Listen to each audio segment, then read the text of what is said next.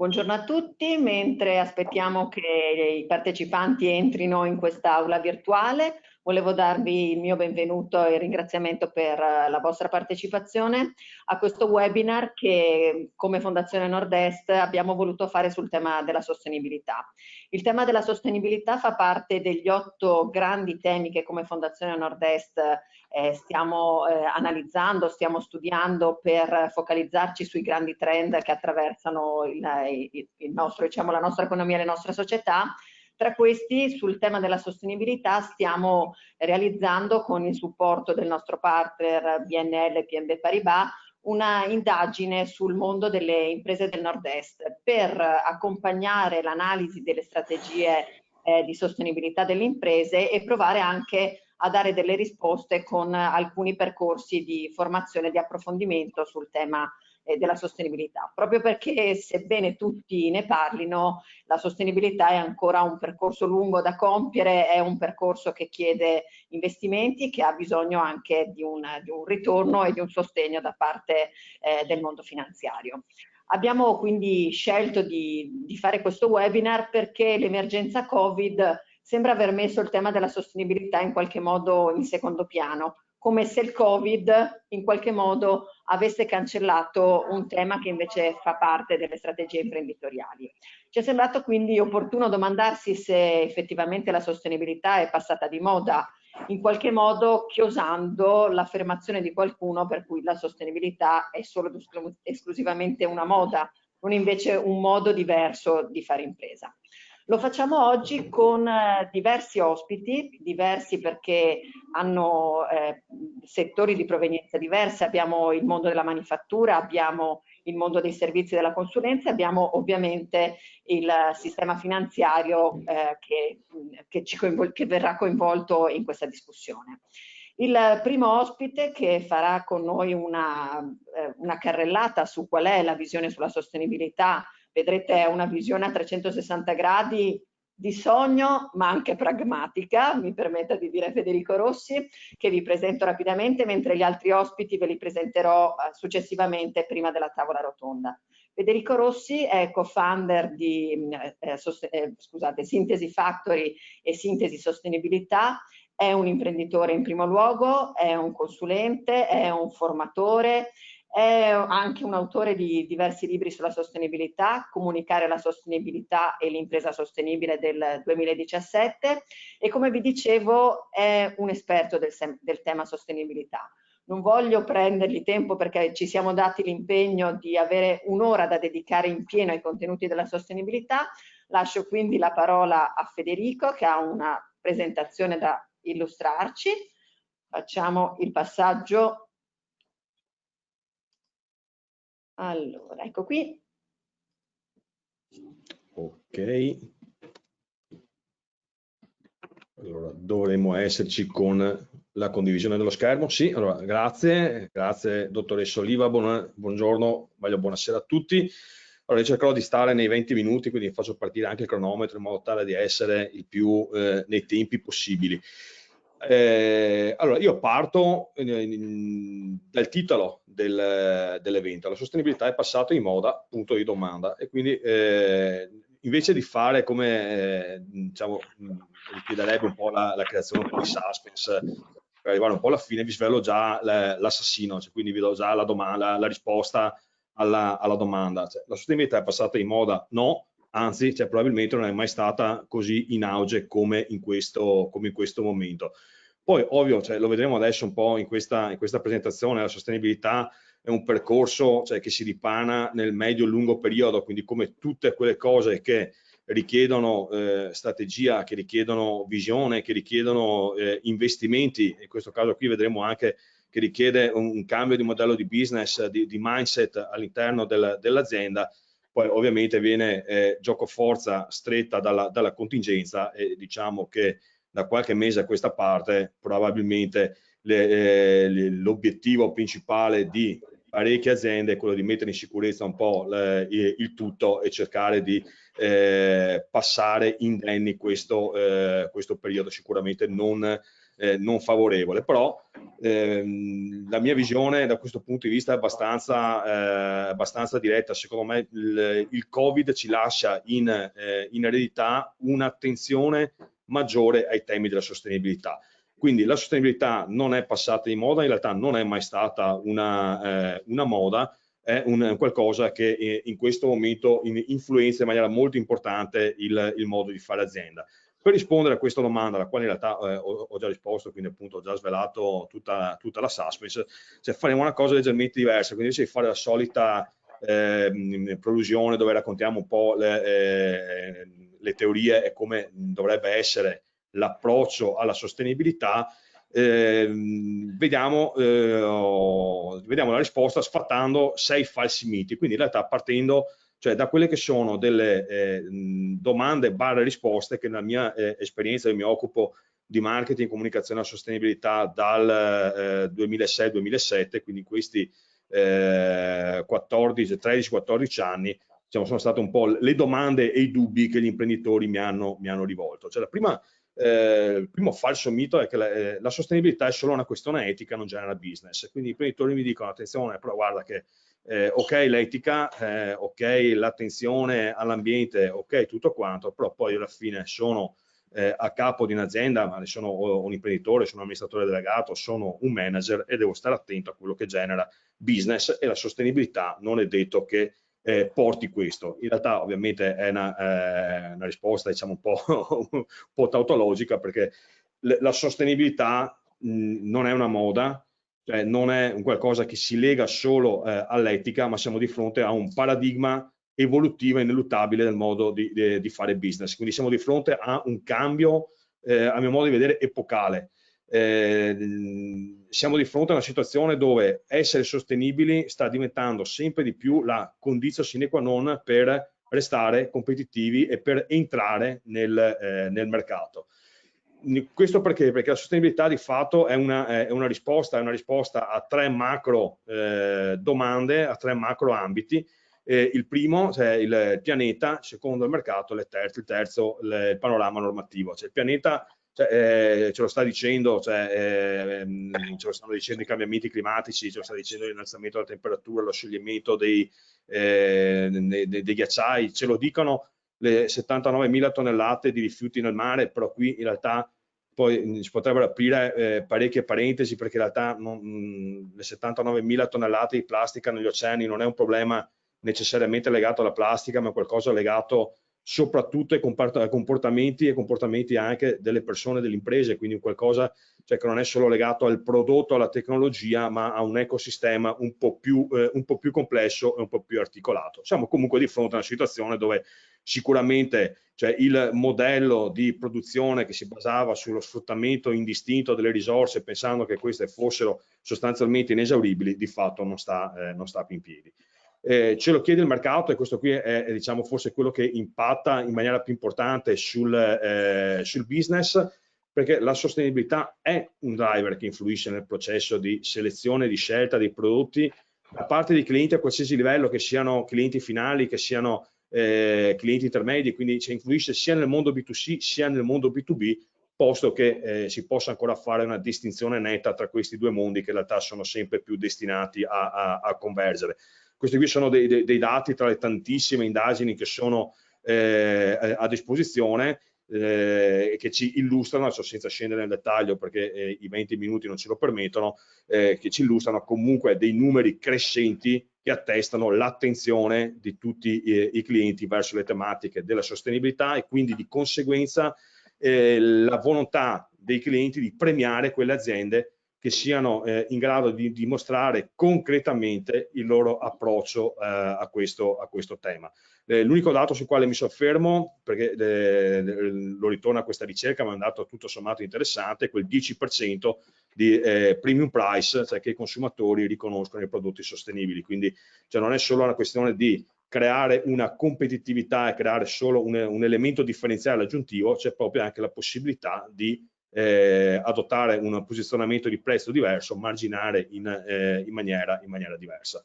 L'ultimo, le norme. Qui ho riportato solo alcuni alcune sigle che stanno diventando sempre di più quotidiane, cioè Green Public Procurement, cioè quindi l'orientamento della pubblica amministrazione agli acquisti verdi, che poi si è riflesso all'interno dei codici appalti, dell'ultima revisione del codice appalti, che ha introdotto il concetto dei criteri ambientali minimi, cioè quindi il fatto che per poter partecipare a un bando pubblico sia richiesto, cioè la dimostrazione concreta con dei numeri, cioè con delle dimostrazioni, cioè con delle certificazioni, con delle evidenze oggettive e scientifiche di un processo di sostenibilità e di revisione dei processi di produzione e dei prodotti in questa direzione. Quindi da qui poi si collega il concetto dell'EPD, quindi dell'Environmental Product Declaration, piuttosto che dell'LCA, del Life Cycle Assessment, che poi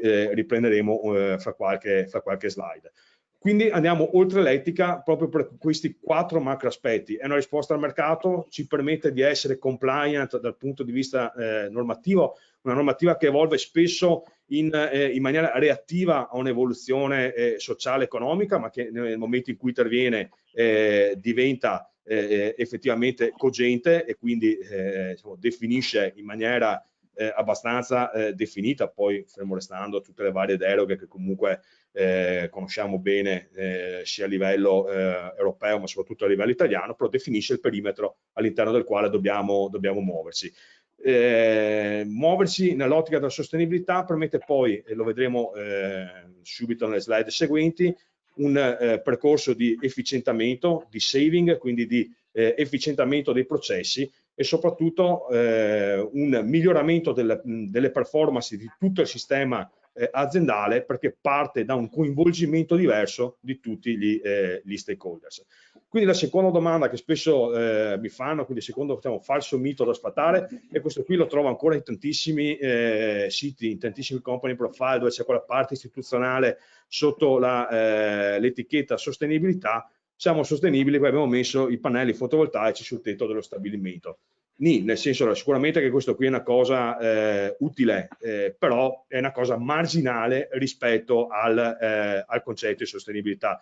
Io faccio sempre questo esempio: tragicamente peso 94 kg, dovrei pesarne 80, sicuramente quando perderò i primi 2 tretti sarò contento, però in realtà poi me ne restano altri 13 abbondanti da perdere, quindi sicuramente i pannelli fotovoltaici servono, ma è solo, diciamo, una punta dell'iceberg di un percorso più ampio. Perché? Perché in realtà la sostenibilità si sta confondendo sempre di più con il prodotto biologico, col prodotto a chilometro zero, che sicuramente sono delle accezioni di sostenibilità, ma sono estremamente parziali.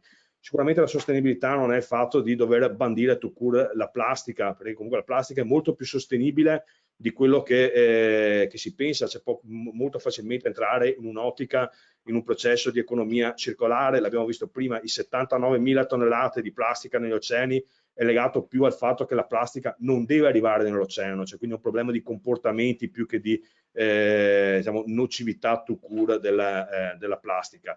E appunto non è il discorso dei nostri pannelli fotovoltaici. Quindi la sostenibilità cos'è? È un approccio al business, è un approccio ampio, è un cambio radicale di fare business, cioè che integra sicuramente il fine economico tradizionale dell'azienda, quindi la remunerazione degli shareholders, la remunerazione del capitale investito, la remunerazione degli azionisti, ma a questo aggiunge la creazione di valore condiviso con tutti gli stakeholders, quindi c'è un ruolo dell'azienda decisamente più ampio, e da questo punto di vista non è basato solo su fondamenta etiche, ma utilizza l'attenzione, cioè quindi la sostenibilità ambientale, quindi l'attenzione concreta alla riduzione degli impatti, anche come un concetto appunto di efficientamento e di saving, e dall'altra parte la sostenibilità sociale come un'attenzione al comfort e alla soddisfazione di tutte le persone che rientrano nell'ecosistema aziendale esteso, con una finalità più ampia, che è garantire il benessere di tutti gli stakeholders, ma al contempo migliorare anche le performance di tutto il sistema aziendale. E in quest'ottica qui, quindi in un'ottica di business continuity di lungo periodo, si innesta il concetto di sostenibilità economica. Quindi alle famose 3R dell'economia circolare, quindi la reduce, reuse e recycle, c'è una quarta R che dobbiamo aggiungere, che è quella del rethink, quindi dobbiamo ripensare il modo di fare impresa.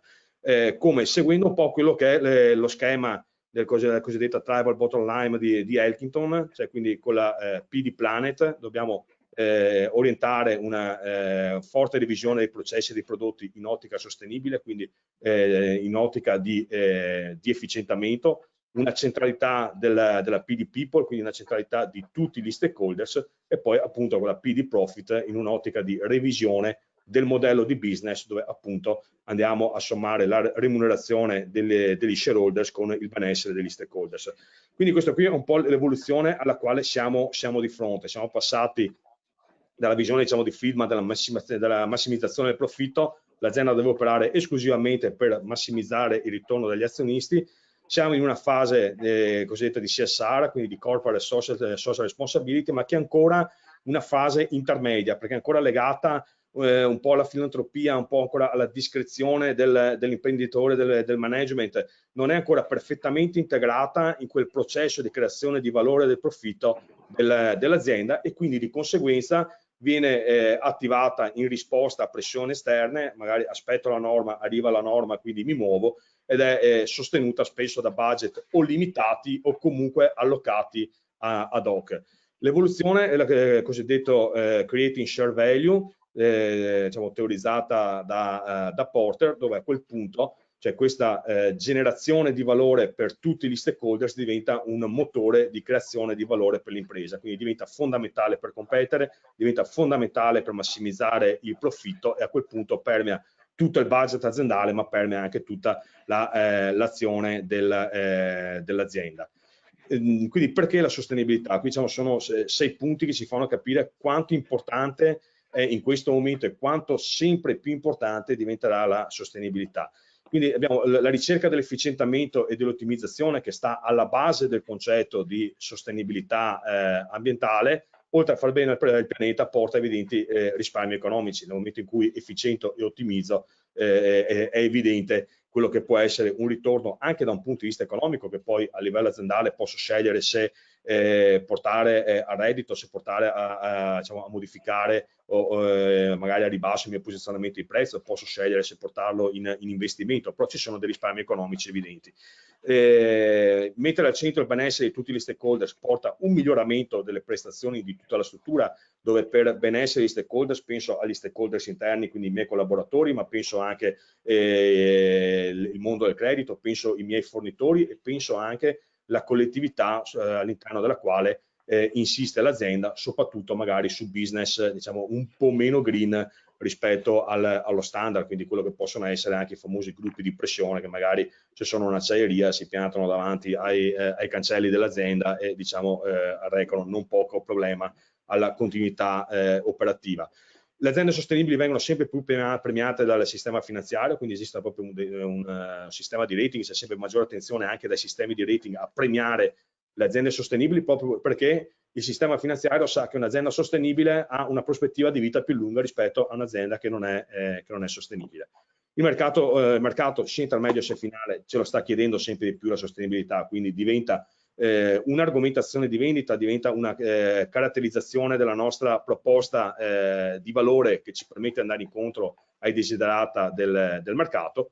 Essere sostenibili ci permette di anticipare l'evoluzione dei quadri normativi, questa è una cosa importante, perché spesso e volentieri poi quando interviene il quadro regolatorio i tempi sono anche abbastanza stretti, quindi andare a revisionare dei processi, delle tecnologie non è una cosa così immediata, quindi prima se ci prendiamo per tempo meglio. Poi ovvio c'è un ritorno anche da un punto di vista di capitale reputazionale e di posizionamento distintivo, cioè quindi c'è ovviamente un percepito esterno decisamente più alto. Altri due, quindi terzo e quarto, diciamo, mito da sfatare, cioè guardo solo a me stesso, non mi interessano come operano i miei fornitori perché tanto sono già sostenibile di mio, quindi va bene così, o cosa che mi dicono spesso e volentieri, aspetto che arrivi la norma perché tanto prima non vale la pena muoversi. In realtà diventa importante guardare tutta la filiera, cioè quindi diciamo, parametrare, tarare la strategia di sostenibilità solo all'interno dell'azienda è un limite, perché la sostenibilità, anche da un punto di vista di inquadramento tecnico, esiste appunto questa norma che è la ISO 14040, life cycle assessment, dice attenzione, guardate che la sostenibilità non va misurata solo all'interno del proprio stabilimento, ma va misurata lungo tutta la filiera, perché ovviamente diventa facile spostare quote di impatti a monte o a valle. Quindi la sostenibilità dei miei fornitori entra nella mia sostenibilità, e soprattutto la richiesta dei miei clienti, cioè, mi chiama e mi obbliga a essere sostenibile. Quindi soprattutto nelle catene lunghe, il fatto che il mio cliente diretto magari in quel momento non sia apparentemente interessato alla sostenibilità non vuol dire che possa dormire sonni tranquilli, perché magari, cioè, il cliente del mio cliente in realtà ha già inserito nelle sue policy d'acquisto, oppure è all'interno di un contesto dove la normativa gli chiede sostenibilità, per esempio con i criteri ambientali minimi, e a quel punto, come dico spesso, la sostenibilità risale alla filiera come i salmoni e arriva anche a noi che eravamo apparentemente tranquilli. Ultime due cose, una sulla sostenibilità sociale. Sponsorizzo già la squadra di calcio locale, quindi sono sostenibile anche da un punto di vista sociale. Questo anche qui cosa assolutamente positiva. Io ho giocato a calcio 27 anni grazie a degli imprenditori che avevano avuto l'ardire a sponsorizzare squadre di bassissimo profilo sperse per la provincia, per la provincia di Padova e di Venezia, però ovviamente non è questa la sostenibilità sociale, cioè, quindi non è filantropia, perché la filantropia è legata sostanzialmente a una questione, diciamo, interna all'imprenditore, è una questione, diciamo, un po' più intima, ed è legata anche a quelli che sono gli andamenti dell'azienda. In realtà mettere al centro il benessere diffuso per gli stakeholders interni e per gli stakeholders esterni, condizioni di lavoro, sicurezza, clima organizzativo, smart working, tutti i concetti di open leadership e di open innovation, piuttosto che l'attenzione all'inclusività, allo sviluppo locale, alla nostra collettività, diventa qualcosa che deve essere approcciato in ottica strategica di lungo periodo, perché è un qualcosa che permette all'azienda di performare meglio. Quindi va approcciata come un processo di innovazione, dove anche se l'anno successivo invece di aver fatto più 7% o fatto meno 2%, non chiudo i rubinetti, perché tanto è una sponsorizzazione della squadra di calcio, posso anche farne meno, no? Diventa parte integrante del nostro modo di fare impresa. Ultima cosa, basta fare una bella campagna e il gioco è fatto, no? Perché in realtà, l'abbiamo visto prima, la sostenibilità non è un'operazione di marketing o di make-up comunicativo, e lo dico, diciamo, anche un po' contro i miei interessi, perché occupandomi poi di comunicazione e sostenibilità potrebbe diventarmi facile dire vabbè, intanto buttiamo su una bella campagna e qualcosa succede. No, perché la sostenibilità deve essere prima concreta, cioè quindi bisogna essere sostenibile prima con i fatti, e poi grazie alla comunicazione possiamo trasformarla in vantaggio competitivo o in un acceleratore culturale, quindi in una crescita di tutto il comparto, quindi una crescita dell'attenzione e della sensibilità di tutto il comparto verso questo tema.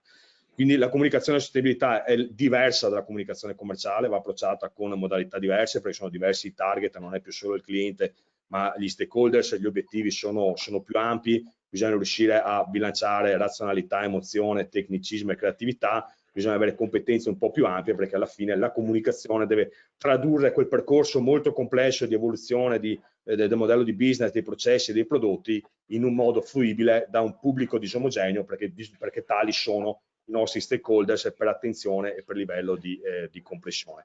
Il rischio, e con questo chiudo, è quello di sfociare nel greenwashing, quindi di un comportamento che presenta poi un'evidente discrasia, un'evidente separazione tra quello che effettivamente l'azienda è, e quindi verosimilmente in una situazione negativa rispetto a quello che comunica, e quindi o esaltando delle cose che non esistono, oppure focalizzandosi su degli aspetti che da un punto di vista di sostenibilità sono marginali. Quindi il rischio è un po' questo, una polarizzazione tra tre grandi ambiti, quindi, che invece devono trovare un loro bilanciamento, sia da un punto di vista comunicativo ma anche da un punto di vista di implementazione strategica. Cioè, portare avanti una strategia di sostenibilità vuol dire bilanciare la parte tecnica e tecnologica e di organizzazione aziendale, dall'altra parte un focus su quello che è proprio anche la parte di accountability, quindi di rendicontazione della sostenibilità, poi ovviamente una parte di marketing, perché essere sostenibili senza che il nostro mercato lo sappia non è conveniente, e quindi bisogna anche fare in modo che il nostro mercato sappia quello che l'azienda sta facendo. Ho fatto 21 minuti e 8 secondi, quindi adesso sono stato abbastanza ho sforato di 1 minuto e 8, quindi io mi fermo, vi ringrazio, ripasso la parola alla dottoressa Oliva, in modo tale che dopo si possa procedere con la tavola rotonda. Se ci sono domande sono a disposizione.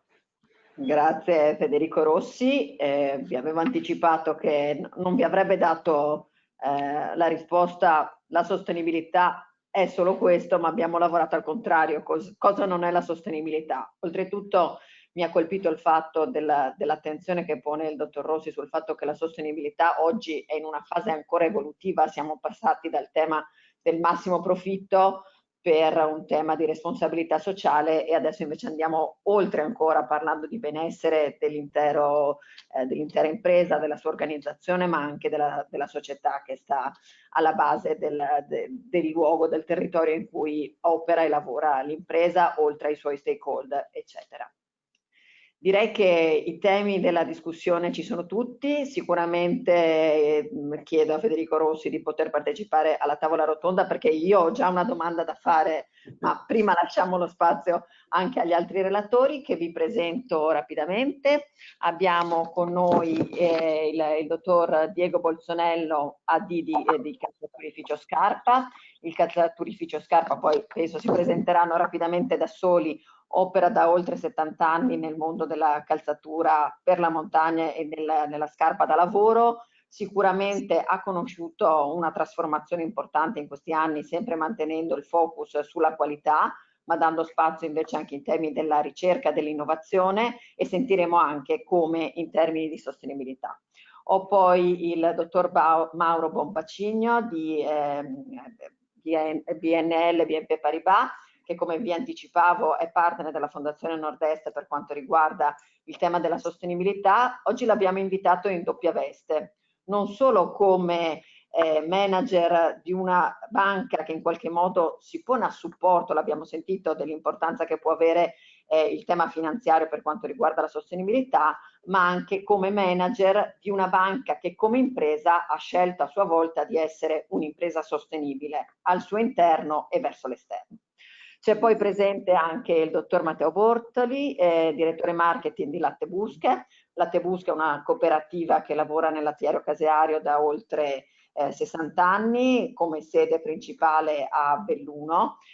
Anche in questo caso l'attenzione alla sostenibilità parte ovviamente dalla materia prima, ma non si ferma lì. Abbiamo avuto occasione di conoscerlo e di incrociarlo anche perché hanno avuto moltissimi premi, moltissimi riconoscimenti proprio sul tema della sostenibilità e sentiremo da lui cosa hanno fatto, come stanno procedendo. E infine l'ingegner tedesco AD di Marzotto Wool.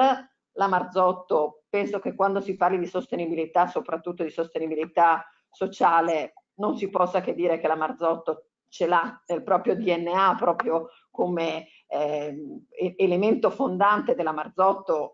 Lo sappiamo tutti, la città sociale, insomma l'importanza che ha avuto la sostenibilità non solo come risposta etica, ma anche come risposta a volontà di restituire al territorio quanto il territorio dava, ma che in questi anni anche loro abbiamo avuto occasione di incrociarli, di intervistarli, hanno dato un peso forte alla sostenibilità sia dal punto di vista dell'impegno dal punto di vista della sostenibilità dell'azienda, dal punto di vista della tecnologia, dal punto di vista del ritorno per il territorio. Mi fermo qui, direi che lascio subito la parola al mio partner Mauro Bombacigno per un saluto anche da parte sua come nostro partner e una prima reazione a quello che ha sentito, in particolar modo al tema che la sostenibilità viene premiata dal mondo finanziario. Grazie Silvia, buonasera a tutti. Sì, effettivamente per noi è stata una scelta più che naturale quella di cooperare con la Fondazione Nord-Est in questo ambito per capire meglio e per cercare di diffondere un po' quelli che sono i valori a cui noi stiamo facendo riferimento soprattutto da qualche anno, tanti anni a questa parte. Prime reazioni, credo che Federico Rossi abbia detto moltissimo e direi non possiamo che condividere quello che viene detto, perché la finanza è parte di questa discussione. Siamo abituati a vedere i primi 5 minuti in cui noi, istituzione finanziaria, parliamo di sostenibilità, un po' di incredulità delle facce dei nostri interlocutori, perché non è il primo settore a cui si pensa quando si immagina di parlare di sostenibilità. Al contrario, noi riteniamo che il settore finanziario nel suo complesso, quindi mettiamoci pure dentro tutte le banche, tutti gli asset manager, tutte le assicurazioni, tutti gli operatori finanziari hanno un ruolo e avranno un ruolo sempre più centrale nello sviluppo della sostenibilità. Perché stiamo parlando di strategie aziendali, Federico l'ha detto benissimo prima, stiamo parlando di cambiamenti culturali, di una visione di lungo termine che sta influenzando profondamente tutti gli operatori economici a qualsiasi livello, dalla grande multinazionale alla media impresa, all'imprenditore singolo, alle persone fisiche in quanto investitori e risparmiatori. Cosa fanno le istituzioni finanziarie? Hanno questo ruolo particolare di poter fornire o sottrarre risorse finanziarie a seconda della solidità e validità dei progetti. Questo per noi che siamo sul mercato come lo sono tutte le aziende vuol dire ogni tanto fare sacrifici importanti. Noi abbiamo fatto delle scelte abbastanza forti nei mesi e negli anni passati dove siamo usciti completamente da interi settori industriali, semplicemente non li finanziamo più perché non li riteniamo in quanto sostenibili nel lungo termine, come dicevamo prima. Dall'altra parte, queste risorse di bilancio che abbiamo risparmiato, non finanziando più queste attività, altro è il sacrificio economico che vi lascio solo immaginare a quanto ammonti quando un settore come il tabacco non viene più finanziato, stiamo parlando di grosse multinazionali, oppure quando il settore dello shale oil o dello shale gas non vengono più finanziati, o come tutta l'esplorazione artica. Bene, il bilancio e le risorse finanziarie che risparmiamo in questo senso li mettiamo invece al servizio dei settori più sostenibili. Questo vuol dire indirizzare l'economia, questo vuol dire il ruolo delle istituzioni finanziarie, perché semplicemente e finanziariamente parlando, e quindi non mettiamo l'aspetto solo etico, come diceva giustamente Federico nella sua presentazione, ma ci mettiamo un aspetto di puro business e di finanza, un progetto che ha un sostegno di finanza da parte di operatori esterni, finanza di banche, ha una fattibilità più ampia rispetto a quei progetti che devono essere solo finanziati dal capitale proprio. E quindi si sta creando una vera e propria doppio binario, progetti che sono più sostenibili ottengono sempre più risorse, ottenendo sempre più risorse molti progetti diventano fattibili e viceversa nei settori non ritenuti sostenibili la mancanza di risorse terze permette a questi progetti, impone a questi progetti il finanziamento con puro capitale proprio che chiaramente ha delle metriche diverse. Gli stakeholder, e vado veloce perché così lasciamo lo spazio un po' a tutti gli interlocutori. Stiamo notando una cosa molto importante, userei la parola epocale, la crescita di consapevolezza di queste tematiche che non è solo riservata alle generazioni più giovani, ma che principalmente è assorbita dalle generazioni più giovani, sta avendo un impatto in tutti i settori, noi compresi. Quindi quando noi abbiamo sempre più investitori istituzionali, abbiamo sempre più risparmiatori, abbiamo sempre più investitori, abbiamo sempre più azionisti che ci dicono attenzione perché noi faremo delle scelte in base a questi criteri, bene, tutto questo a catena va a influenzare gli amministratori delegati di aziende in primis quotate, multinazionali, che hanno dei rating, che devono parlare con questi amministratori, ma e in questo senso forse ancora più importante, in tutta la filiera. Quindi vuol dire che nessuno è esentato da questo, semplicemente perché c'è un effetto di catena che porta dall'altra parte del mondo, dal punto di vista geografico, e fino all'azienda anche più piccola, al singolo agricoltore che abbiamo finanziato in Thailandia, per esempio. Questo è un cambiamento assolutamente epocale di cui la finanza ha una grossa parte di un grosso ruolo. Grazie, dottor Bombacigno. E agli altri invece 3 ospiti di settori diversi del mondo della manifattura vorrei porre 2 domande partendo da quello che ha detto il dottor Rossi. Il primo, se siete d'accordo che la sostenibilità è un modo diverso di fare impresa, e l'altro tema che mi piacerebbe condividere con voi è il tema della sostenibilità pensata lungo la filiera. Con alcuni di voi ci siamo incrociati, in particolar modo ho conosciuto i responsabili della sostenibilità dell'ingegner Todesco e loro mi hanno detto che la sostenibilità parte dall'origine, da chi poi non solo dalle materie prime, ma anche da chi è chiamato in qualche modo a immaginare quei prodotti chimici che vengono utilizzati per ottenere determinate qualità del proprio prodotto. Ingegner Todesco, vuole iniziare lei? Sì, grazie. Ma allora, intanto ringrazio il dottor Rossi che ha esplicato bene che la sostenibilità deve essere qualcosa che porta profit. Le aziende sono create, nascono certamente per essere delle entità che si ambientano all'interno del sociale e quindi del luogo in cui esistono, ma devono fare profitto soprattutto per poterlo reinvestire e creare occupazione e creare posti di lavoro. Quindi la visione della sostenibilità del gruppo Marzotto, che nasce 200 anni fa e che già nel 1900, come ha ricordato lei, con la creazione della città sociale, quindi degli asili, delle piscine, del teatro, delle scuole, delle abitazioni, noi continuiamo a portare avanti e cerchiamo di allargare anche, abbiamo altri stabilimenti, noi abbiamo importanti stabilimenti in Repubblica Ceca, abbiamo stabilimenti a Biella, abbiamo stabilimenti un po' in tutta Europa e anche in Nord Africa. Quindi questa visione è una visione che noi manager di oggi abbiamo preso da chi l'ha fatta prima, quindi la sostenibilità per noi, come diceva lei, è nel DNA, ma è storia. Ma non penso che sia stata fatta per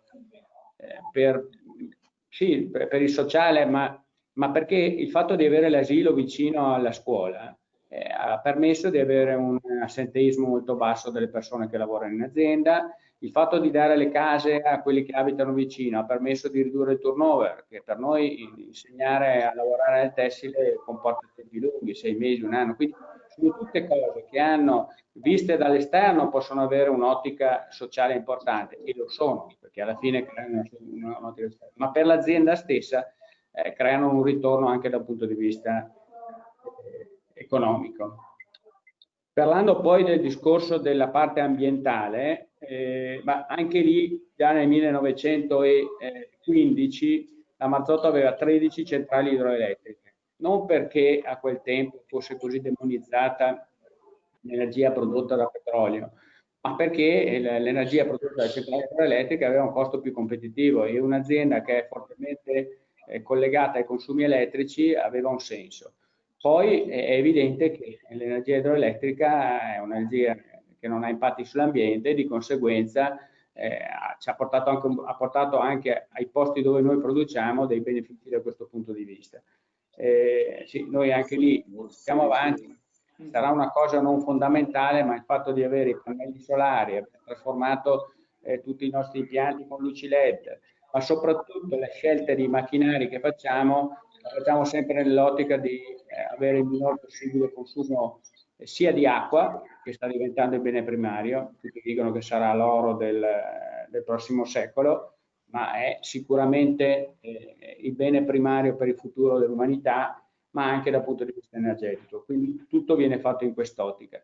E abbiamo tanti progetti, adesso non voglio tediarvi, ma non so, ci sono progetti che riguardano la digitalizzazione, quindi eliminare tutta la fase di campionatura che portava enormi scarti, arrivando a integrarci in un sistema CAD che parte dalla visione del filo fino al tessuto creato digitale, che sia visibile e riproducibile in modo corretto sul monitor e di conseguenza anche poi sul telefonino di chi ordinerà l'abito e quant'altro.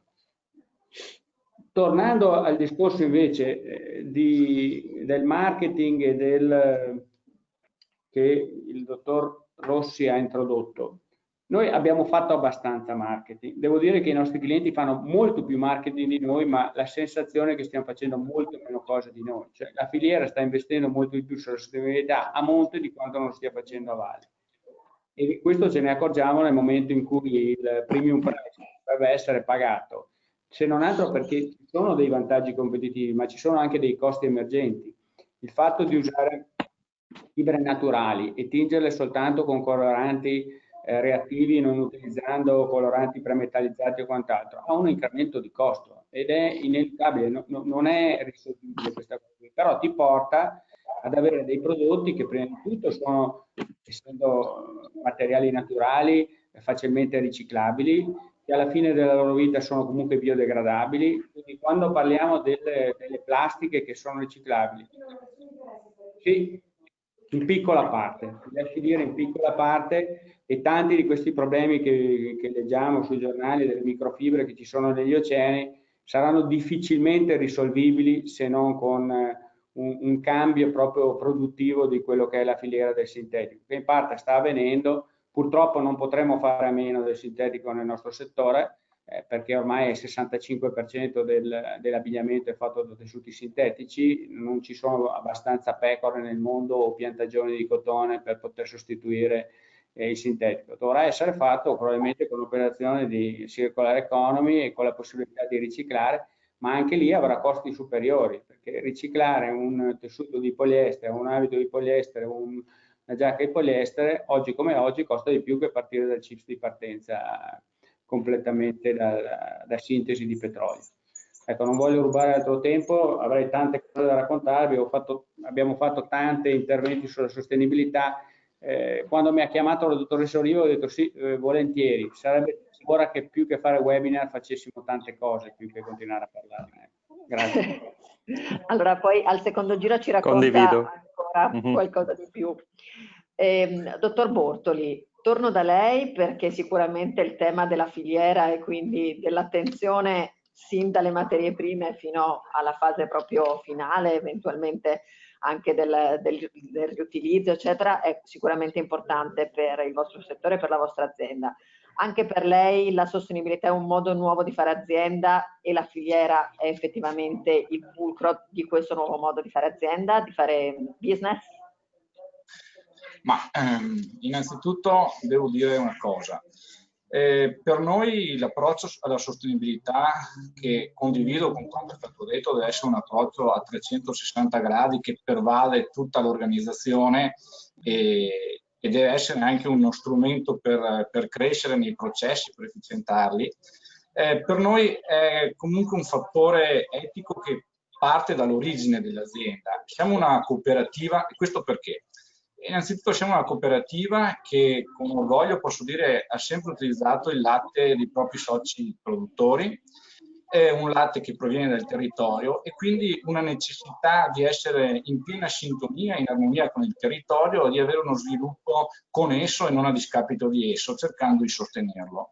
Poi anche perché come cooperativa abbiamo sempre creduto nei veri valori della cooperazione, negli antichi valori della cooperazione e sicuramente il concetto di sostenibilità a 360 gradi è un concetto in linea con quello che era lo statuto di partenza dell'azienda.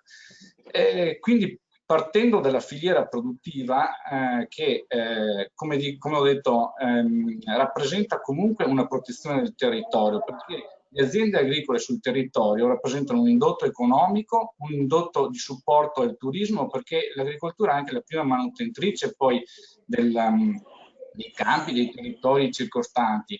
E sicuramente questo è un primo aspetto molto importante.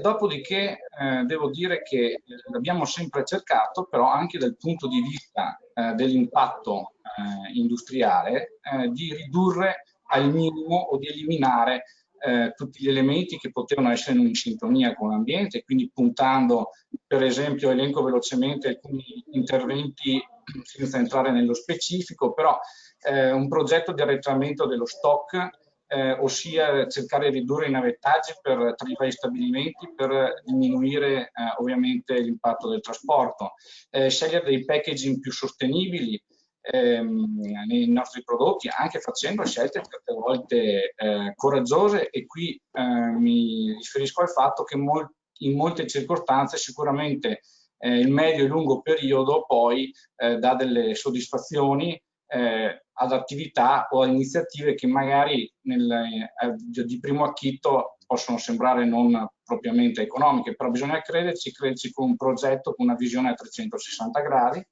Dopodiché abbiamo cercato di porre in essere attività con energie rinnovabili, di eliminare i consumi e gli sprechi all'interno degli stabilimenti, ma anche non solo nelle grandi scelte aziendali, ma anche in quelli che sono i piccoli interventi di ridurre il consumo di acqua, mettendo per esempio dei chip sulle pompe che vengono utilizzate costantemente per lavare e disinfettare le aree di produzione, e poi così tanti altri elementi che, portati su una scala ampia poi di numeri e di attività, anche le piccole iniziative tante volte sono importanti.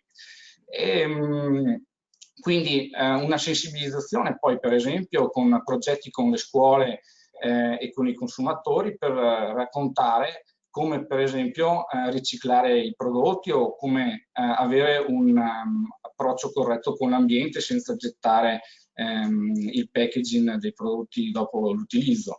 Altri aspetti fondamentali, io credo che la sostenibilità che ha come base quella economica, come è già stato detto, e quindi non mi dilungo perché quella deve esserci, però la sostenibilità nel lato economico, ambientale e sociale sono sicuramente strettamente legate tra loro, perché ciò che si fa per l'ambiente comunque si fa anche per la comunità, e poi la comunità stessa diventa oggi un aspetto importante da preservare e da aiutare. Noi abbiamo pensato che il nostro territorio ci abbia dato tanto e cerchiamo di lasciare anche qualcosa di importante sul territorio, e da qui un lavoro spesso per cercare di supportare iniziative meritorie o a supporto di attività che necessitano delle partnership o comunque che possano portare,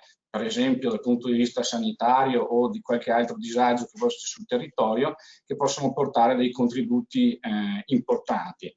Ecco, quindi credo sicuramente che di sostenibilità innanzitutto ci sia bisogno oggi più che mai. Il consumatore ha paura che a breve possano succedere disastri magari addirittura superiori ai concetti di pandemia che abbiamo appena purtroppo visto.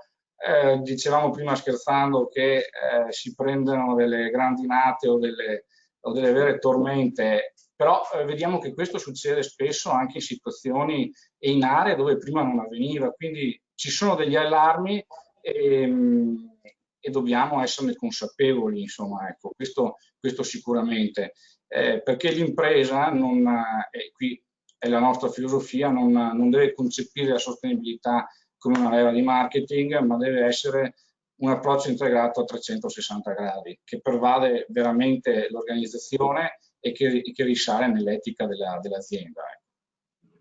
Benissimo, grazie dottor Bortoli. Volevo coinvolgere il dottor Bolsonello, che però non vedo più in video. Ingegner Bolsonello è con noi? Sono qui, mi sentite? Sì, non la vediamo più, ma la sentiamo. E allora intanto proviamo a parlarci, vediamo se poi ritorna anche il video. Una curiosità, cosa vuol dire essere un'impresa sostenibile quando si fanno scarponi da montagna? Perché voi siete un'impresa sostenibile? Quali scelte avete fatto per diventare e per continuare a provare ad essere un'impresa sostenibile? Purtroppo non so se riuscite a vedermi, io vi sento perfettamente, comunque adesso proviamo a vedere se riesco a ripristinare anche la webcam con video. Ecco, forse adesso riusciamo di nuovo. Abbiamo perso tutto. Forse adesso dovrebbe arrivare. Siamo riusciti a ritornare? Sì. È arrivato. Okay. È arrivato di nuovo. Allora, Scarpa, come voi sapete, sicuramente Scarpa è un'azienda storica, oltre 80 anni nel mondo della scarpa per la montagna, per l'alpinismo più o meno tecnico, quindi con diversi settori che vanno dall'alpinismo tecnico appunto al climbing, al trail running, allo sci alpinismo, quindi prodotti molto particolari di alta tecnologia. La sostenibilità per un'azienda come Scarpa è proprio la base della sopravvivenza stessa dell'azienda. Noi lavoriamo con chi ha un'estrema attenzione verso la natura, verso l'outdoor, uno sport che sono tutti sport svolti in montagna, quindi in contatto diretto con la natura. Direi che ci caratterizza anche un altro aspetto particolare: noi siamo fra le poche aziende che si producono quasi integralmente internamente tutto l'output, tutta la produzione. Quindi abbiamo circa 1300 dipendenti dislocati nelle diverse aree, e ancora siamo forse fra i pochi che producono ancora circa il 50% della produzione in Italia, quindi con una fabbrica qui a Casella d'Asolo. Quindi noi abbiamo una filiera abbastanza semplificata da quel punto di vista, addirittura anche la delocalizzazione per noi è voluto dire costruire sì una fabbrica in Cina, ma per il mercato locale, quindi per servire il mercato locale, non per produrre, per importare in Italia. Quindi è un'azienda un po' particolare, diciamo che sostenibilità, lei diceva appunto la prima domanda è sostanzialmente si può fare impresa come prima o bisogna cambiare qualcosa per essere sostenibili?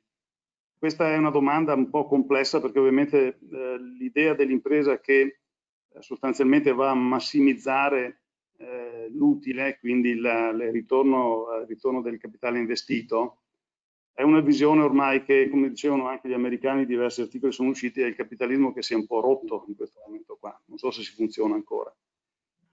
Non basta più fare utili, è molto importante anche vedere come si fanno gli utili, in che maniera, con che rapporto con la società, con i diversi stakeholder, si diceva prima, che sono coinvolti nell'azienda. Quindi è tutta una maniera di approcciare la vita aziendale che modifica, secondo me, in maniera integrale quello che è proprio il sistema di gestione, il rapporto fra le diverse componenti. Sostenibilità non è soltanto un prodotto sostenibile. Un prodotto che non inquina può essere realizzato in maniera molto inquinante. Un prodotto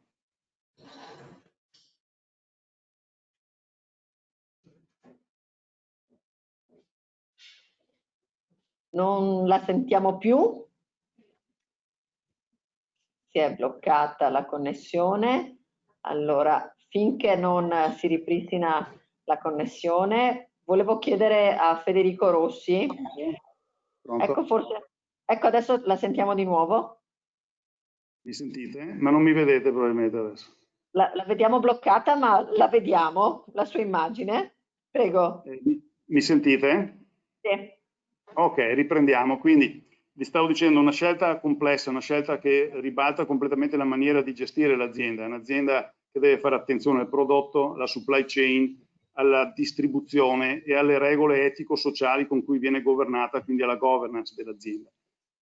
Questo ha implicato per noi fare una scelta di tipo strategico perché alla fine per noi dirlo è facile, certificarlo è un po' più complesso, quindi stiamo facendo un processo di certificazione abbastanza difficile, che è quello per diventare Benefit Corporation, B Corp, che è un'organizzazione americana no profit, ovviamente che coinvolge solo le aziende di un certo livello, che riescono a raggiungere in effetti una logica di sostenibilità avanzata.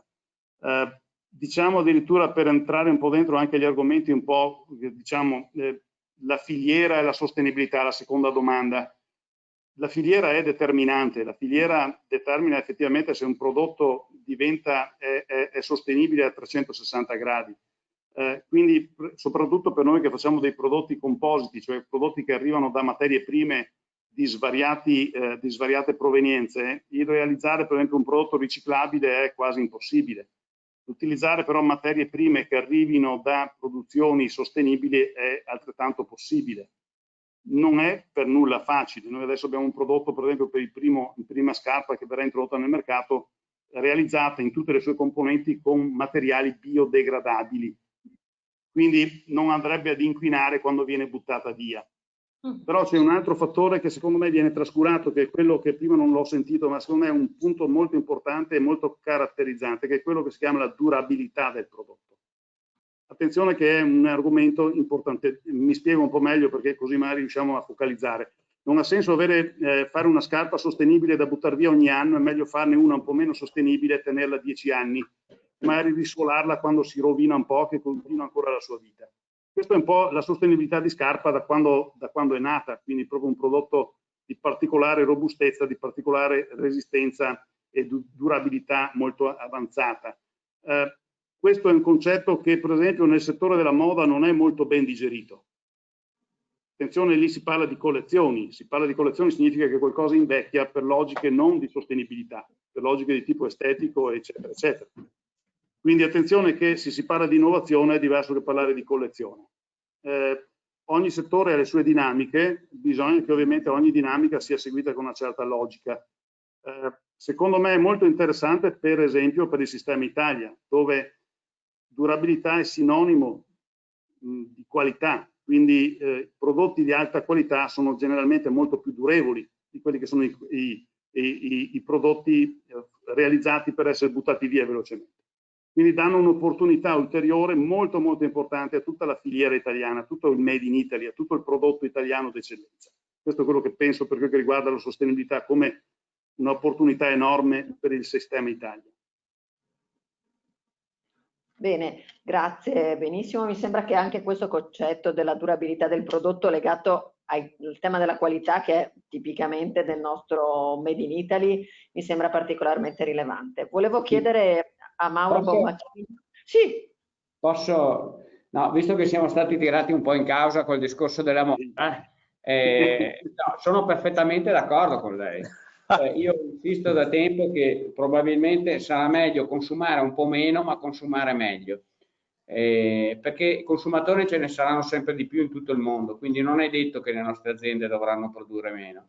Dovremmo produrre una qualità migliore, assolutamente migliore, possibilmente realmente riciclabile, realmente biodegradabile, in modo tale che poi alla fine dell'uso, è ovvio, sono d'accordo con lei che i capi non possono durare una stagione o 2 stagioni.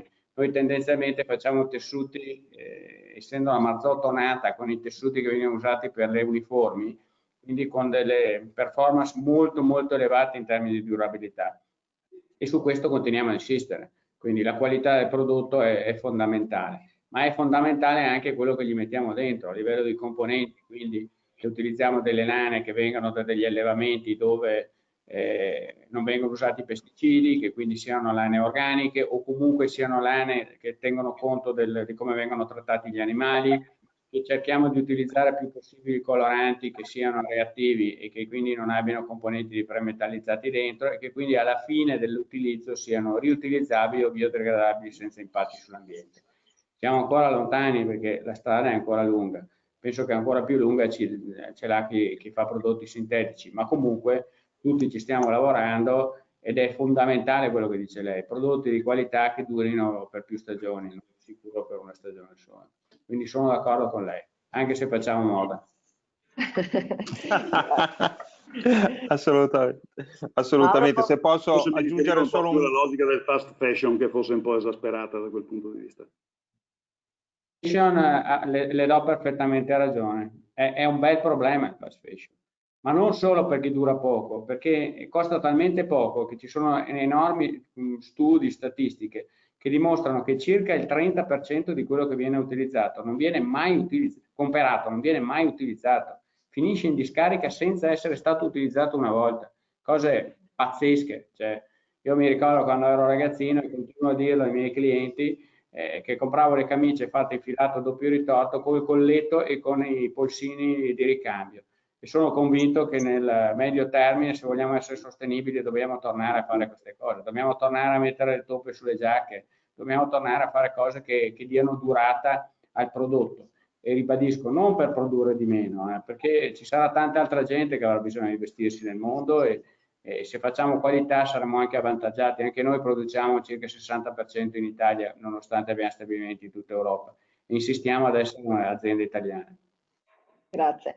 Mauro Bombacchino, so che volevi intervenire. Io volevo anche chiederti rapidamente se voi tenete conto del fatto che il sostegno va dato forse a progetti di filiera a questo punto?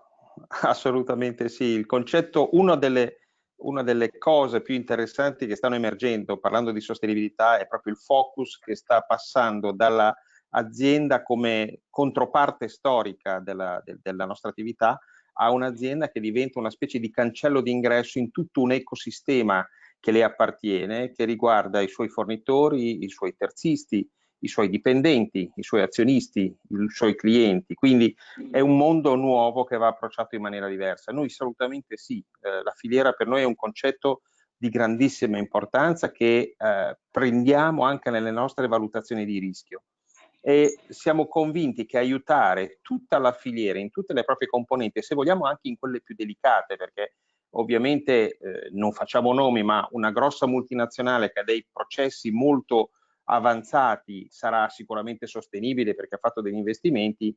Il punto debole è magari quando si approvvigiona di materie prime dall'altra parte del mondo il poter garantire che non vengano utilizzati minorenni per certi tipi di lavorazioni o che non ci siano dei pesticidi particolarmente dannosi per ottenere un prezzo della materia prima inferiore di qualche centesimo di euro.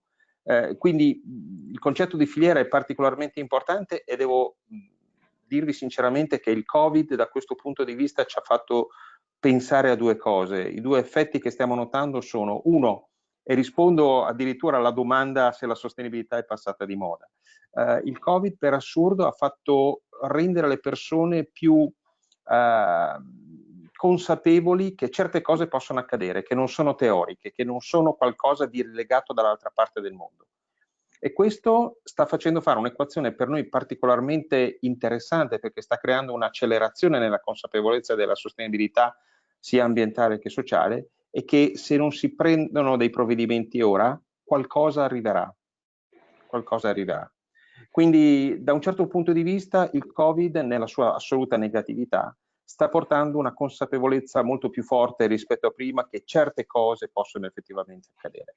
L'altra considerazione è che le filiere, soprattutto le filiere che sono esasperatamente distribuite geograficamente, implicano il fatto di avere alcuni rischi che non sono governabili. Un monsone dall'altra parte del mondo, una rivolta, una situazione nei trasporti, un blocco dei trasporti, e queste sono cose che sono di pertinenza classicamente delle aziende, di coloro che decidono. Quindi è molto importante rendersi conto di quelli che sono i rischi, ma soprattutto le opportunità che si stanno creando. Noi stiamo vedendo intere filiere che si stanno ridisegnando, sia perché geograficamente magari si vuole dare una aggiustata a quella che era la filiera precedente, un'integrazione, sia perché alcune filiere che sono comuni a più settori hanno avuto un effetto di mancanza di approvvigionamento e quindi di cannibalizzazione delle componenti da altri settori. E quindi diventa veramente il focus di questa discussione, e inutile dirlo, noi siamo assolutamente convinti che la filiera italiana composta dalle medie imprese italiane, che sono straordinariamente ricche e capaci di innovazione e di tecnologia, stanno ricevendo un apprezzamento a livello mondiale assoluto. Benissimo, grazie. Abbiamo ancora 5 minuti. Vorrei aprire un fronte sul tema di come comunicate la sostenibilità, anche perché abbiamo qui Federico Rossi, perché lui ci ha detto non è una campagna di marketing. Sappiamo che in realtà tantissime aziende fanno sostenibilità e non la comunicano, e quindi magari poi non riescono neanche a ottenere quel sovrapprezzo, quel riconoscimento da parte del mercato, ma non lo chiedo a tutti voi perché sennò non finiamo più. Dopo semmai chiedo a Federico di chiudere su questo. Mi fanno però una domanda dal pubblico e chiedono al dottor Todesco, Bortoli e Bolzonello se avete all'interno delle vostre aziende un CSR manager, una sustainability manager o meno.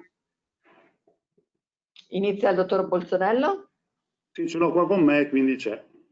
Ecco, da sempre, recentemente? Sì, è cominciato nel processo di certificazione che stiamo facendo di B Corp, abbiamo voluto naturalmente nominare un responsabile di prima linea che segue appunto i rapporti di tutta quanta la filiera e tutti quanti il management con questa logica di certificazione che è abbastanza complessa e quindi richiede assolutamente un manager adeguato e idoneo a seguire questa problematica. Le chiedo su questo percorso di B Corp, mi fanno un'altra domanda e chiedono se è fatto tutto con risorse interne, in termini finanziari, o se ci sono dei supporti in questo senso. Come sempre qui in Italia solo risorse interne. Grazie. Bortoli, voi invece avete un manager che si occupa di sostenibilità? Ma noi abbiamo una funzione specifica che si occupa della struttura di produzione e poi delle persone, dei professionisti specializzati che intervengono nei vari dettagli. Quindi non c'è una singola figura che gestisce tutto il processo si rifà a una funzione e poi ci sono vari specialisti che sicuramente possono portare un valore aggiunto nel singolo dettaglio. Poi c'è una figura ovviamente di direzione che insieme ad altri temi mantiene il coordinamento. Grazie. Dottor Todesco? Noi abbiamo una struttura abbastanza complicata, nel senso sì, c'è una persona per ogni stabilimento che segue in particolare la sostenibilità, ma non solo la sostenibilità. Abbiamo una persona che segue la parte di certificazione, di solito sono un gruppo, sono 2 persone per stabilimento, e abbiamo e generalmente chi segue la sostenibilità come coordinamento è il chemical manager, perché abbiamo parecchie richieste anche da parte dei nostri clienti sull'attenzione in particolare ai prodotti chimici, quindi queste figure nascono da lì e poi crescono anche nell'ambito della sostenibilità. Grazie. Allora volevo chiudere con Federico Rossi, perché in tutte le interviste che abbiamo fatto emerge come gli imprenditori fanno tantissima sostenibilità, hanno strategie precise di sostenibilità, hanno fatto investimenti, hanno risorse, hanno competenze sulla sostenibilità, ma molto spesso fanno fatica a comunicare questi percorsi. Federico, riscontri anche tu questo tipo di scelta, questa difficoltà? Cosa leggi nel nostro territorio? Allora, sicuramente riscontro questa difficoltà, cioè in realtà riscontro una specie di dicotomia, cioè che chi non ha fatto comunica, cioè chi ha fatto invece fa un po' più difficoltà a portare fuori, perché da un certo punto di vista è anche forse facilmente spiegabile, perché nel momento in cui non c'è stato quel processo di revisione profondo che sono emersi da tutti i 3 casi aziendali, diventa anche più facile trovare una bella idea creativa dove sostanzialmente dobbiamo andare a comunicare poco o nulla. Cioè dover entrare in azienda e trovare una modalità comunicativa che appunto non è semplicemente una bella campagna o un bello slogan, che metta a sistema quello che veramente l'azienda ha fatto, è un po' più complesso. Però porta dei grandissimi vantaggi, cioè sia a livello esterno, perché appunto è un vantaggio competitivo che può essere comunicato e quindi come tale porta un elemento distintivo sul mercato, contribuisce a far crescere la cultura del proprio comparto e non solo, cioè quindi a rendere consapevole tutta la filiera di quanto importante sia la sostenibilità e quindi far crescere l'attenzione verso questa tematica, ed ha poi anche un grandissimo ritorno all'interno, perché alla base della sostenibilità c'è comunque un processo di condivisione e se non lo condividiamo al nostro interno con i nostri collaboratori, cioè resta qualcosa che viene gestito a silos e quindi non permette poi di sviluppare una strategia effettivamente pervasiva all'interno di tutta l'azienda. Sono assolutamente convinto che bisogna fare un passo un po' più spinto verso anche la comunicazione, perché fatto il percorso tecnico a quel punto bisogna anche portarlo fuori. Io credo, se posso aggiungere una parola, che la comunicazione sarà quando arriveremo seriamente all'utilizzo della blockchain per la tracciabilità dei prodotti. Quando si arriverà che il prodotto riporta la storia da dove è nato, chi l'ha trattato, come è stato prodotto, che certificazione ha avuto durante il processo, per il consumatore finale sarà un valore aggiunto tale che non ci sarà marketing che tenga. Quello lì sarà, per noi facciamo business to business e quindi facciamo fatica a comunicare quello che facciamo al consumatore finale, sarà un qualcosa in più che ci darà veramente molta forza, solo che siamo su quella strada lì in pochi che stanno lavorando e i tempi sono ancora abbastanza lunghi rispetto a quello che chiederebbe oggi il mercato. Assolutamente, se posso aggiungere un commento proprio per evitare il marketing fino a se stesso, noi abbiamo creato la possibilità di avere dei finanziamenti a medio termine delle aziende che sono parametrati e quindi il cui costo è parametrato a degli indicatori di sostenibilità piuttosto che ai soliti indicatori finanziari. Quindi facciamo una scommessa e per tutta la durata del finanziamento andiamo a vedere come sono i progressi. Credo che questo sia esattamente il miglior modo di tutti noi, con tutto quello che possiamo fare, per evitare la comunicazione fino a se stessa. Se posso aggiungere una velocissima riflessione, credo che più andremo in là con i tempi, più le nuove generazioni avranno la capacità di discernere tra chi fa della pura comunicazione e chi invece è coerente con un progetto che sta portando avanti a livello industriale, ma ancora di più a livello di organizzazione e che ha delle radici solide e reali. Quindi la coerenza sarà il tema veramente del futuro per chi comunica. Certo. Assolutamente d'accordo. Vuole aggiungere qualcosa? Ma l'unica cosa da dire, se magari ovviamente in questo mondo di negazionisti che vanno di moda, se qualcosa anche il nostro governo pensasse ad agevolare chi prende la strada verso la sostenibilità reale, e una mano può darla ovviamente detassando o agevolando in qualche maniera le aziende che diventano sostenibili, potrebbe essere una buona idea. Bene, grazie. Allora vi ringrazio tutti, ringrazio i nostri ospiti e i partecipanti. All'interno di questa ricerca che stiamo facendo abbiamo chiuso appena adesso una rilevazione sulle imprese del nord-est, compresa l'Emilia Romagna. Dovrebbero essere pronti i risultati a fine mese, poi avremo occasione di discuterne e di parlarne, e ringrazio quindi ancora tutti in vista di un nuovo incontro di condivisione. Grazie e buona serata a tutti. Grazie a voi, buona serata. Buona serata a tutti, arrivederci.